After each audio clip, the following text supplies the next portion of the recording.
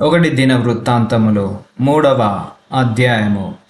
దావీదునకు హెబ్రోనులో పుట్టిన కుమారులెవరనగా, ఇజ్రాయేలీయురాలైన అహీనోయామునకు పుట్టిన అమ్మోను జ్యేష్ఠుడు, కర్మోలీయురాలైన అబిగయీలునకు పుట్టిన దానియేలు రెండోవాడు, గెషూరు రాజైన తల్మయి కుమార్తె అయిన మయకాకు పుట్టిన అబ్షాలోము మూడవవాడు, హగ్గీతు కుమారుడైన అదోనియా నాలుగోవాడు, అబీటలు కనిన షెఫట్య ఐదవవాడు, అతని భార్య అయిన ఎగ్లా కనిన ఇత్రయేమయాము ఆరోవాడు. ఈ ఆరుగురు హెబ్రోనులో అతనికి పుట్టిరి. అచ్చట అతడు 7 సంవత్సరములు 6 నెలలు ఏలెను. యెరూషలేములో 33 సంవత్సరములు ఏలెను.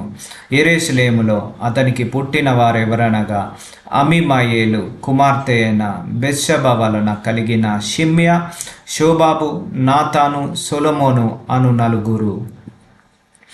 ఈబారు, ఎలీషామా, ఎలీపేలెటు, నోగాహు, నెపెగు, యాఫీయా, ఎలీషామా, ఎలియాదా, ఎలీపేలెటు అను 9 కుమారులు ఉపపత్నుల వలన కలిగిన వారు గాక.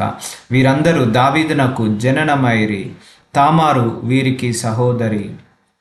సొలొమోనునకు రెహబాము కుమారుడు, అతని కుమారుడు అబియా.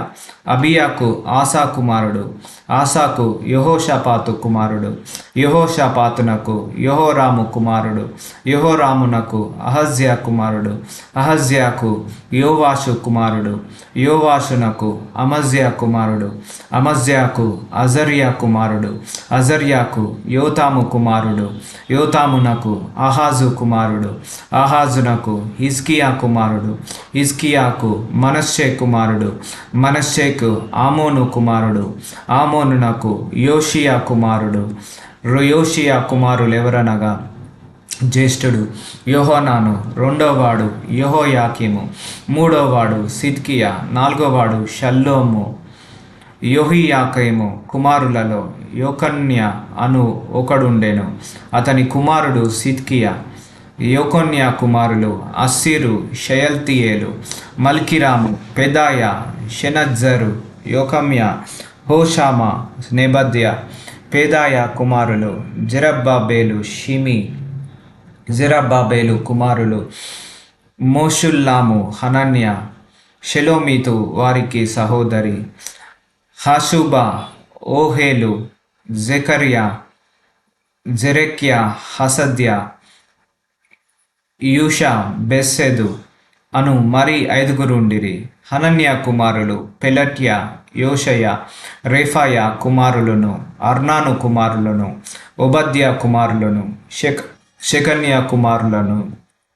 షెకన్య కుమారులలో షెమయ అను ఒకడుండెను.